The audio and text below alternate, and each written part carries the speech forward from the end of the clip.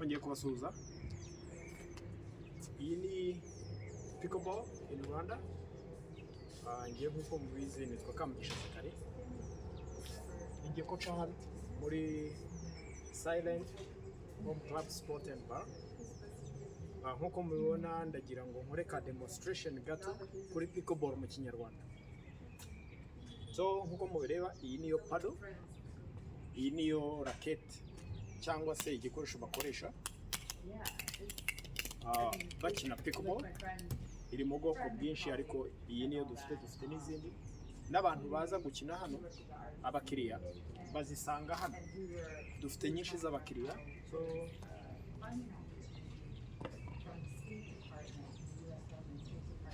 aka niko gapira ka Pickleball uko mubibona, ni plastic, karidunda, karameneka,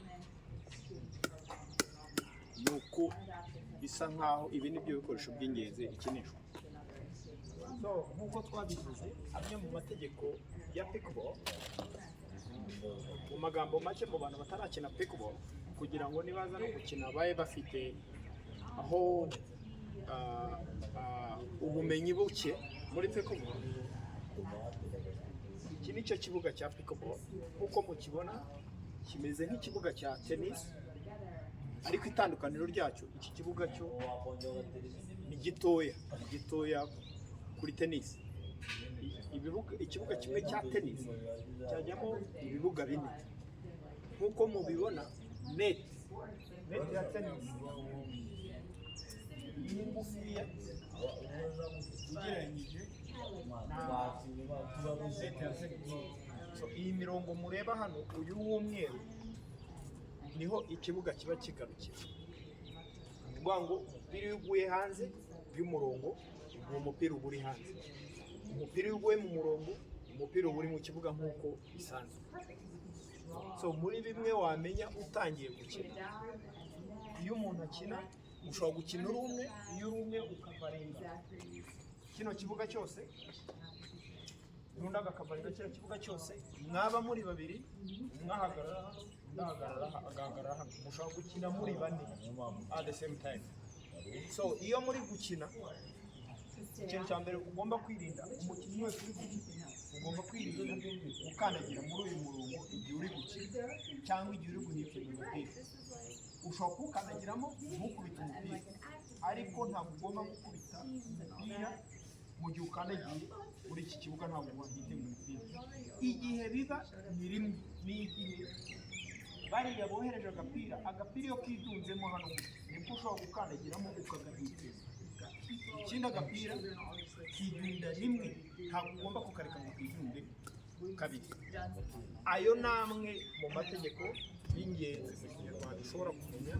Ikindi, iyo ufite serivisi, buri muntu ufite serivisi, iyo ushaka gutera serivisi buri gihe uhagarara inyuma y'ikibuga, ariko inyuma y'uyu murongo. Ntabwo ukuguru kwawe kugomba kuba kuri ahangaha, oya, byanze bikunze amaguru yawe agomba kuba ari ahangaha. So iyo usavinga ugomba kumenya ko agapira kagwa muri diagonale muri kiriya kibuga cyo hirya. Ni ukuvuga ngo ikindi cyambere, iyo usavinga ntabwo umupira ugomba kurenga hano. Ni ukuvuga ngo service ya mbere ugomba gukubita umupira ku buryo utarenga hano. Ni ukuvuga ngo ukubita gutya, umupira ukagwa muri kiriya kibuga.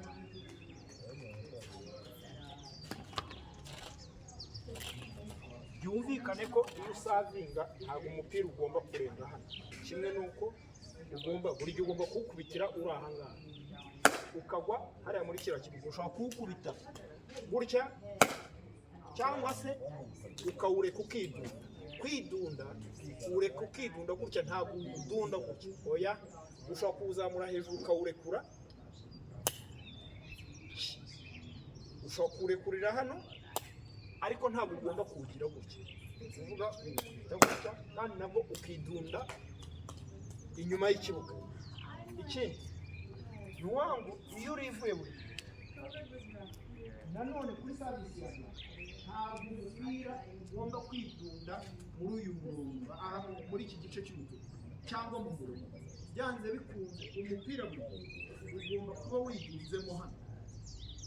Iki iyo umupira widunzemo uba wishe, ariko iyo widunze muri uyu murongo siri umupira uba uri mu kibuga, ugomba kuwusabira umupira buri gihe ukaba uri hano. So bivuye na hano nabwo icyacu umupira ntabwo ugomba kuzamuka hejuru hano, buri gihe ugomba kuwuhurira.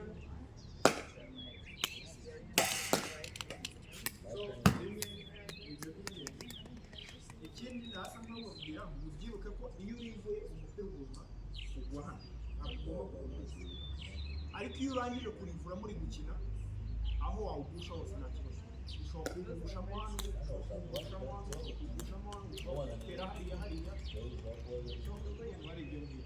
Ikindi abantu bakwiye kumenya iyo muri kurivura cyangwa muri gukina uyu mukino, kuko ari umukino w'abagentro. Iyo mvuga abagentro ni umukino w'abantu bari smart, bazi ubwenge, bari honest, bazi ibintu bashaka, kuko buri umuntu wese ukora siporo aba ari umuntu wiyubashye. Uyu mukino habamo kuba honest, kuba abanyakuri. Niyo mpamvu buri gihe iyo muri gukina muvuga amanota. Ugiye kurivura atangira avuga amanota ye, akavuga n'ayuriye. Ubwo ushobora kuvuga ngo ni 0-0, kuko amanota yawe ni 0 n'ayuriye ni 0. Niyo mpamvu n'umukino ushobora kuwukina nta rubite ruhari, ariko kuko mukomeza mwibukiranya amanota, tuvuge nimba nkubise 0-0 nkagutsinda, ubwo inota ryanjye ni 1. Ubwo ninjya kurivura ndongera mvuge ngo 1-0, kuko yawe ni 0. Bivura ubundi bakomeza kuyavuga, kandi bakayavuga cyane mbere yuko barivura, kugira ngo mutabyibagirwa cyangwa se hatagira uwuyobya. Iyo ukubise umupira ushobora kujya mu murongo cyangwa ukajya hano gake. Iyo mutabyemeranyijeho musubiramo iyo service, murumvikana mugasubiramo iyo service. So ndumva ibya mbere ari ibyo ngibyo mu Kinyarwanda. Ibindi uko abantu bagenda baza, uko ugenda ukina uyu mukino niko ugenda uwumva, niko ugenda uwumenya, niko ugenda uba neza. Sorry? barimo gukina hari ibyo yatubwiye bitandukanye n'ibyo